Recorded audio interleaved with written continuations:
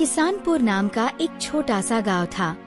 उसी गांव में सत्यनारायण नाम का एक सरल सी जिंदगी जीने वाला लकड़हारा अपनी पत्नी पारिजात के साथ रहता था। सत्यनारायण और पारिजात की छत के नीचे अक्सर सूखा चूल्हा और खाली थाली रहती थी।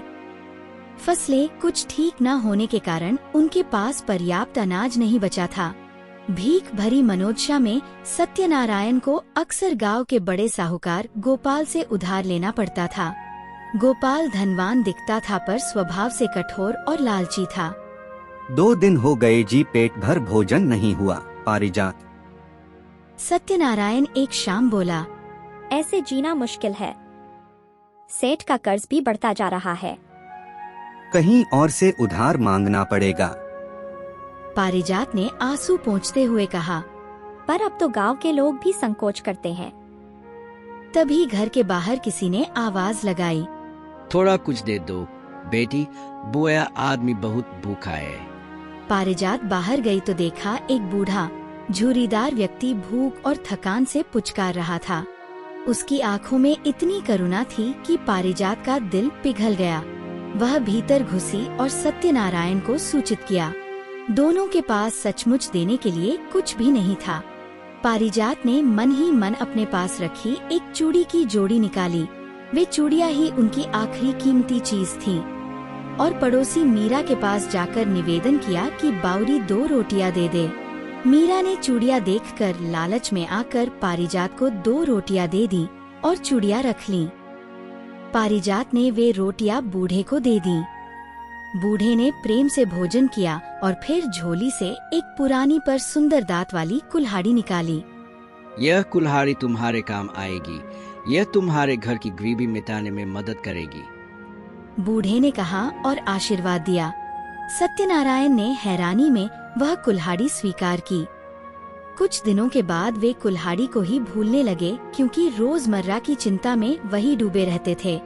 सत्यनारायण फिर से साहूकार गोपाल के पास गया और आज के लिए कुछ पैसे उधार पाए। पर गोपाल ने वह बहुत कम रकम दी, इतनी कि व्यापार की कोई शुरुआत न हो पाए। खाने पीने की व्यवस्था करके सत्यनारायण आश्वस्त हुआ कि कल कुछ सोचेंगे। पर अगले ही दिन, जैसे कितनी बार होता रहा, गोपाल फिर उनके घर आकर पैसे लौटाने की धमकी देने लगा। तुम्हारे पास अभी भी कुल्हाड़ी है? गोपाल ने हिंसक स्वर में पूछा। दे दो, नहीं तो मैं इसे ले लूंगा। सत्यनारायण ने कहा, ये मेरी रोज की कमाई की कुल्हाड़ी है, जिससे मैं लकड़ी काटकर घर चलाता हूँ। गोपाल ने झूठे बहाने करके वह कुल्हाड़ी ले ली और सत्यनारायण को खाली हाथ छोड़ दिया। सत्यनारायण का दिल टूट गया। भरोसा टूटने पर वह नदी किनारे बैठ गया और कल्पना करने लगा कि जिंदगी में और किस तरह के द्वंद्व आएंगे। तभी उसके पास एक छोटा सा बंदर आया और चहकते हुए बोला, तुम क्या कर रहे हो? हार मान ली क्या? बंदर की चंचलता और निश्चय ने सत्यनारायण में एक नई उम्मीद जगा दी। उस दिन सत्यनारायण ने जंगल में सूखी लकड़ियां ढूंढने का निश्चय किया। थोड़ी ही दूर जाकर उसे एक गट्ठर मिला। किसी ने पहले से काटकर बंधा छोड़ दिया था और उसी के पास एक खत था। जो इसे पाए कृपया इसे मालिक को लौटाए। सत्यनारायण का अंत। मुझे तो इतना कुछ चाहिए, पर मैं इसे लौटाता हूँ। जंगल में चलते चलते सत्यनारायण का मिलन एक यात्रा पर निकले राजकुमार वीरेंद्र से हुआ, जो अपनी रानी को जंगल में आराम देने के लिए लाया था। रानी का नाम चंद्रलेखा था, परंतु चंद्रलेखा किसी जादुई नींद में सोई पड़ी मिली। राजकुमार घबराया हुआ था।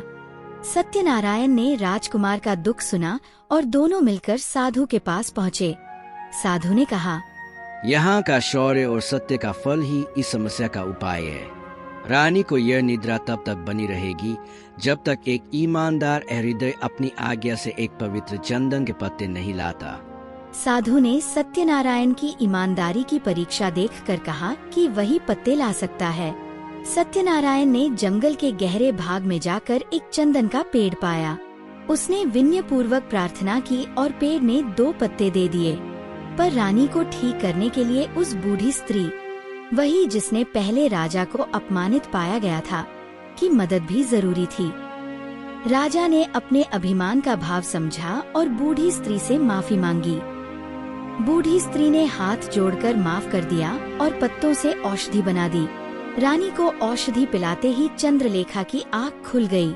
राजा ने सत्यनारायण का धन्यवाद किया और उसे उदारता पूर्वक धन दिया। सत्यनारायण और पारिजात की किस्मत धीरे धीरे बदलने लग गई। कुछ वर्षों बाद सत्यनारायण अब एक छोटा सा व्यापारी बन चुका था। वह गांव का मान्य व्यक्ति बन गया।